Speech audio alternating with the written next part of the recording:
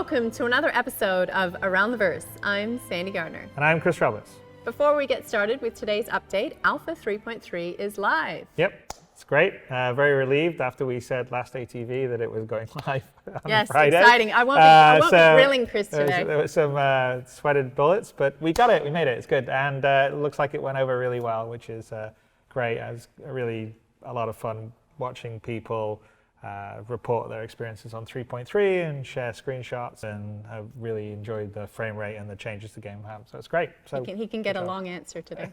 And with Alpha 3.3 live, we've seen a lot of players really excited by the visual and performance improvements that come with this patch, like FOIP, VoIP, and OCS. Woohoo!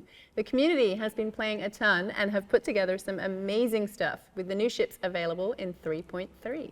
Yes, so the Black Star Initiative even launched Operation Hammerhead, which you should check out here in this B-roll. It's pretty cool. Yes, cool B-roll. The org got together for an epic space battle designed to put the Aegeus's mighty gunship to the test. Yeah, it was actually really cool because it's sort of a very, very early preview of what fleet combat can be like in the future. We've got a lot of things that we're working on to add a lot more to it, but just seeing the Hammerheads fight each other and fighters fly in was already cool. But the longer term stuff we've got is, first of all, the bigger ships. There'll be a whole sort of game mechanic running around, sort of repairing and keeping them going, putting out fires that are coming in when you've got damage. There's going to be other crew stations besides turrets and captains. So you can have a sort of combat control officer or a weapons officer calling out targets. Like I said, you could be repairing stuff. You'll have different comms channels for you and the turret gunners, or you and the people in the fighters. And we're working on decompression, things that would help on the damage side. So there's going to be a lot of stuff that we added to it, but already just in the very early stages, you can see the potential. But when it all comes together, it's going to be pretty awesome. It'll be like living in a science fiction movie. It'll be cool. I have to get somebody in the dev team to help me multi-crew. So it's not that difficult. It's not that difficult. It looks kind of difficult. But you guys should check out the community hub for a bunch more awesome submissions from 3.3. Yeah, there's been a whole bunch of cool stuff. And we also launched a public telemetry page where you can track your own Star Citizen performance. And so what do you mean by tracking your own performance? On our side, we record the various events that the different clients are connected and what the frame rates are. And so we can share it to the appropriate individual, what we see their machine, what the frame rate is. So my own personal PC. Yes. I get to see. Well, you can basically see where you are compared to the overall averages of everybody that plays Star Citizen. So you can see where your machine in terms of the CPU and GPU stack up next to everyone else's machines, and also where you land on the performance spectrum. So it's kind of a useful tool to sort of see how the game is playing. You'll be able to sort of see the different snapshots of results, which is kind of cool. So we went from the filter from 3.2 to 3.3 on our internal stuff when we're developing it. You can see a big jump in frame rate, which was really cool. So I can feel a personal sense of shame if my PC doesn't perform that well? Yes, or a personal sense of pride if your PC is kicking everyone else's ass. Now, you see, because he runs on two Titans, like it's, But the other thing is we're going to add more stuff to it as we go forward. But hopefully it'll be really cool, because you should be able to go and see a snapshot of how you're performing, how your machine's performing relative to the overall averages. And then as well, on top of that, we're looking at how to give you a snapshot on what the stability of the servers are, which would also be good. So it's all part of kind of, trying to make this really open, and everyone's part of the team. So it's cool. All right. What else is happening? Okay, well, 3.35 is on the PTU now, so that's very, very cool. We actually went to Evocati on the Friday we went live. It was really stable over the weekend, which was good. In fact, it was more stable than live, which is probably mostly to do with live having a lot more people on it. But yeah, so we went out to a larger, so Evocati over the weekend, and now we're out to sort of the Wave 1 PTU group, and we're working hard. So we're hopefully going to go even wider and live in the very near future. Yes, thank you for all the Evocati.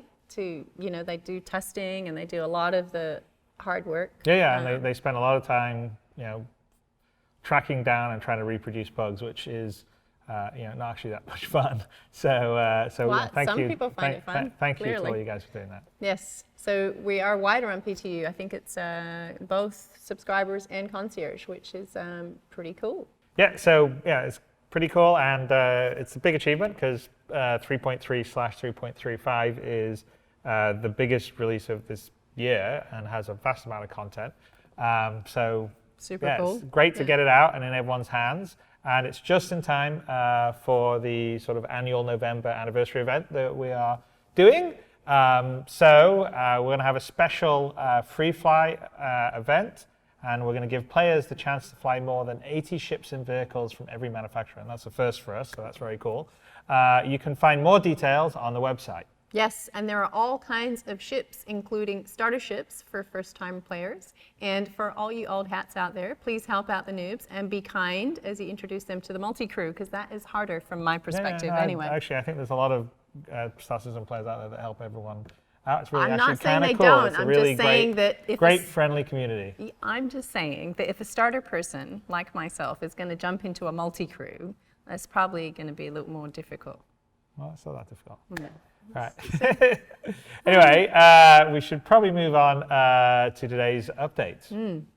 Yes, you're right. In the CitizenCon mission playthrough, we saw the Greycat multi-tool in action. Yes, and we've recently completed improvements to the tool, and what we see here is more or less the final version. The biggest challenge was in getting the tool to fold up properly so it can be stowed on the player's hip without being too cumbersome. Yes, the devs achieved just that by moving the tool's battery from its handle to the main body.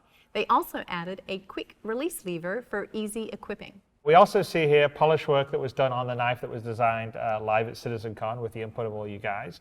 The geometry is being cleaned up and optimized. Final shaders have been applied along with wear and dirt. I might have to get myself one of those. Let's check in. Let's check in with Luan Vetteretti from the Planetary Tech team to see how ArcCorp is progressing.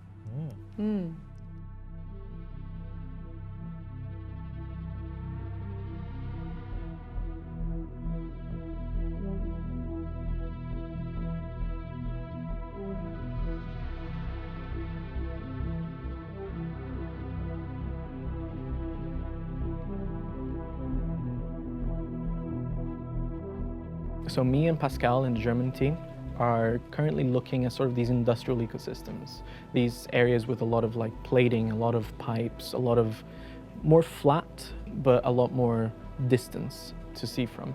And one of our biggest challenges right now is that if you're doing an organic planet, the ecosystems are tiled quite a bit. This is to create sort of a much better first-person sort of look, whereas with ArcCorp, we know we're not going to be able to fly into most areas of the planet. So how do we make that performant, and how do we make these things look good from a distance? That's where it kind of differs from Lorville, because Lorville is a lot more of a smaller and more focused city. You have the HD building, you can see that thing from space. With ArcCorp, basically, how can we take this HD building, which is quite big, and make more of these in the entire planet? How can we have these points of interest? How can we have these ecosystems that look quite good from a distance?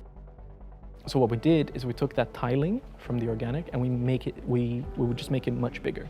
We would just make each ecosystem that is 4 kilometers by 4 kilometers, 64 kilometers. How does that look?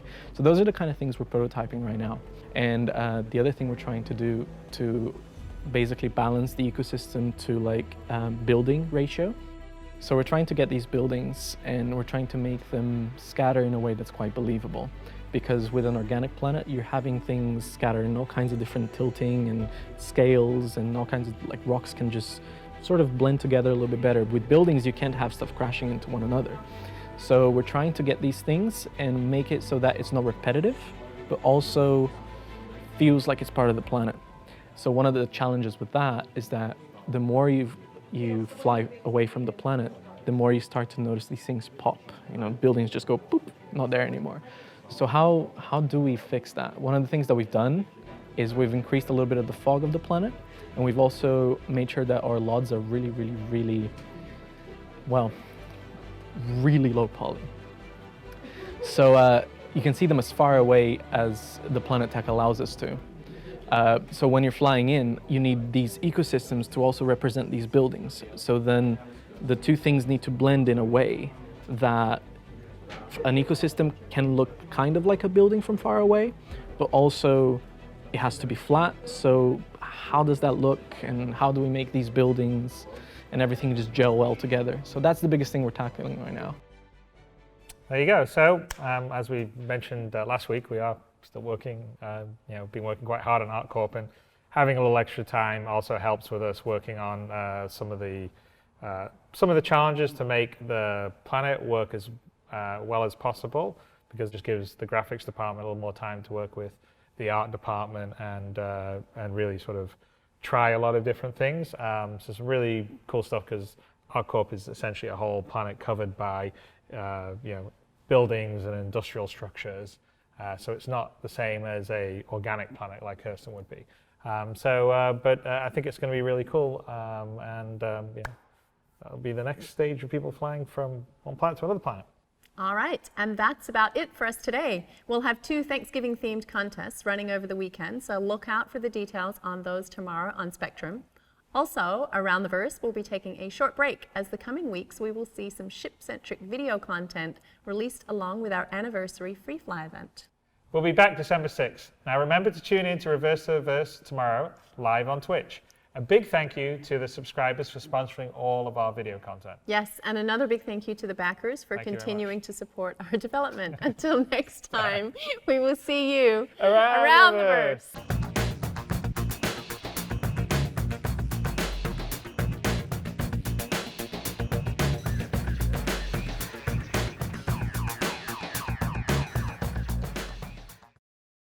Thanks for watching. For the latest and greatest in Star Citizen and Squadron 42, you can subscribe to our channel, or you can check out some of the other shows, and you can also head to our website at www.robertsspaceindustries.com.